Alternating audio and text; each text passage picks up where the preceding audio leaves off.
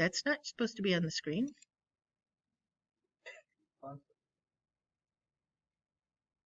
That is. Okay, here we go. Like I said, I'm going to give you this sheet tomorrow. These are the things we're going to try to get through in the next 12 minutes is reviewing slope, midpoint, distance, and graphing a line, okay? So, distance. Anybody remember seeing this formula before? Okay, hang on. Wake up, little tablet. You don't need to write this down. I'm going to make it into something else in a minute. What's that? It's the equation of a circle. Everybody remember equation of a circle? Okay. So if I put a center of a circle here and I put another point over here and I find the distance from here to here, that's called what? Yeah, pretend. We're using the big dot theorem early. Hofbauer has a big dot theorem. When I can't draw a line, we just use a really big dot to pretend it ends there, okay? This is the radius. So guess what? If we square both sides, we get the distance formula, okay? The distance is, I don't know why I wrote it back there, but the difference in the x's, whatever order you want to write it in, squared, plus the difference in the y's squared. Okay, can you read that? Kind of messy, sorry. Now, I will tell you right now, I teach a lot of things two ways. I like to think of things conceptually. I don't really like formulas. So the concept here is the change in x squared plus the change in y squared. Because this distance across here is an x, right? This distance up and down is a y. And if we do Pythagorean theorem, we'll get that distance. So I don't ever use the distance formula. I use Pythagorean theorem. It's the same thing. Anybody got what they want down off there? Does everybody know what that little triangle means? Yeah, it does mean change in, which means to subtract. We good? All right, so using the idea I just talked about, then I'll do one the old-fashioned painful way.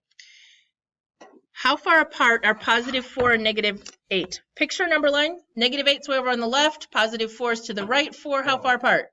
12. So I write down 12 squared. Then I look over here and I go 3 and 6. So that's pretty easy. They're 3 units apart. And I just did the distance formula in my head. Okay, 12 squared is 144, 3 squared is 9, 144 to 9 is 153. Okay, a little mental math here. 12 squared is 144, 13 squared is 169, so 153 should fall in there somewhere. Should be 12 point. Somebody's got their calculator out. I think it's like 3.6 or 3.7. But did anybody take in the SAT yet? There's a portion that has free response. You have to bubble it in, and you have to bubble it in exactly like they ask for it. What do the directions here say? Nearest tenth. So they would expect you to bubble 12.4. I'm not going to be super picky, but just prepare yourself to be able to read the directions and put down what it asks for, okay? All right, if I went back and did that same problem and did x minus x squared plus y minus y squared, I could even type that all in my calculator. Does that sound like a good time to you? I'm not a big fan of that method, but that's the formula if you want to use it, okay? So whichever way you want, try this one. This one's really easy. How far apart are those two x values? How far apart are those two y values? Okay, 1 squared plus 1 squared. Don't make any silly mistakes. We get Square root of 2, which, because I'm a math nerd, I know is about 1.4.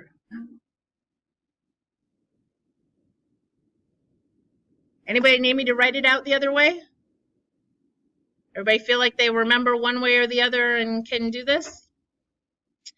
Muy bien. Okay, midpoints. If you get a really low test grade in a class that does 0 to 100 and you get really high test grade, how do you figure out your average? Add them and divide by 2. That's what we're going to do. We're going to take this point over here and this point over here. We're going to take this distance across and find the middle.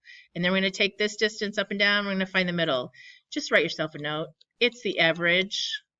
So you have x1 plus x2 divided by 2. Why did I put parentheses? Well, if you do it on your calculator and you're type 3 plus 8 divided by 2, is it going to give you the right answer? Yeah, it's going to divide first and get 4, and you get 3 plus 4 is 7. In the middle of 3 and 8 is not 7. Okay? So you got to remember, and the answer for a midpoint is always what? An ordered pair, yes? Okay, don't give me a radical, don't give me a fraction because you did slope. It's an ordered pair. Anybody need help with that one? You average the x's, you average the y's, yes? Okay, so I add 8 and negative 4, and I get 4, and I divide that by 2 to find the middle, and I get 2. And then I do 3 and negative 3, and that's a whopping 0. Cut in half is 0. Can you do number 6? Might not come out nice.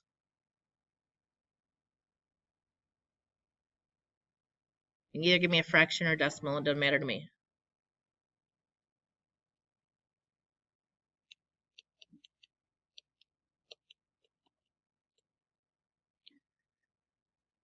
Three halves and negative 2. Anybody? Did I do that right? 1.5 and negative 2, or did I do it wrong? I often make arithmetic calculation mistakes. Please stop me, because it's really lovely to have a video posted where I can add 2 numbers. So tell me if I do it wrong. By 7th period, I don't even know my name most of the time. So everybody okay? Got midpoint down? All right, that leaves slope. It is a slippery slope. How do we find the slope? We sometimes call it m, like y equals mx plus b. We just get to pull out that number. That's the easiest way. But what about when I give you 2 ordered pairs? Do you remember?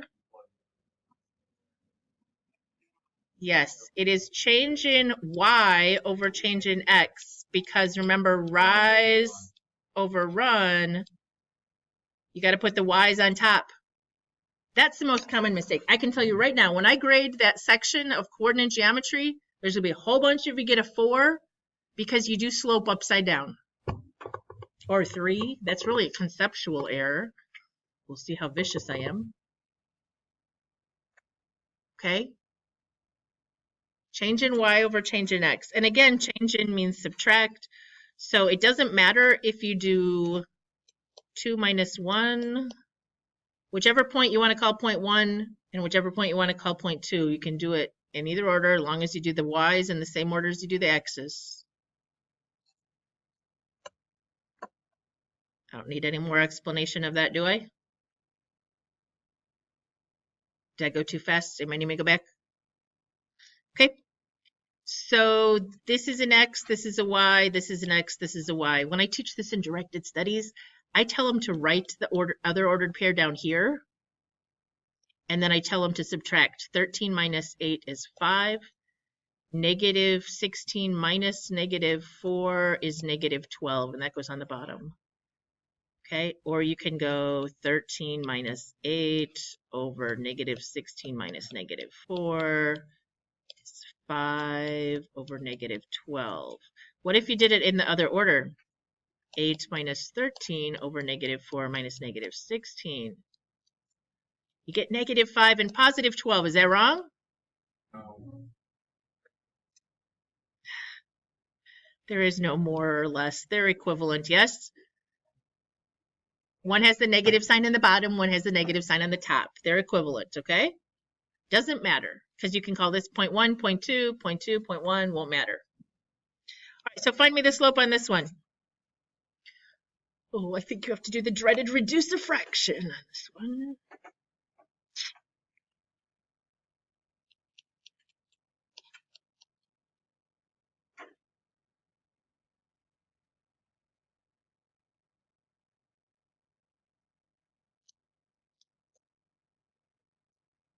Either got two positives or you got two negatives, which then made a positive, yes? Reduced to 3/7? Okay, so we're going to go up 3 and over 7 when we go to do these graphing problems, yes? I'm going to do 2 in the next 30 seconds before the bell rings. Where does this one start? 4. Not 4. Anybody helping me out? 1. This one starts at the origin and then does what?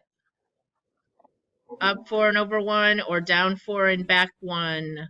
Here we go. We might need the Hofbauer big dot theorem. Ooh, I hit 3 of them. Yes, very straight line there. Thank you very much. Okay, what about number 11? Where's it start? Positive 3 or 0, 3 on the y-axis, not the x.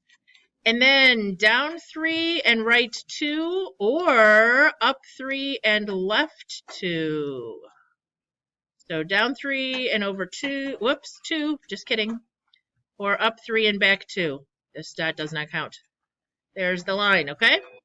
We'll finish tomorrow. Work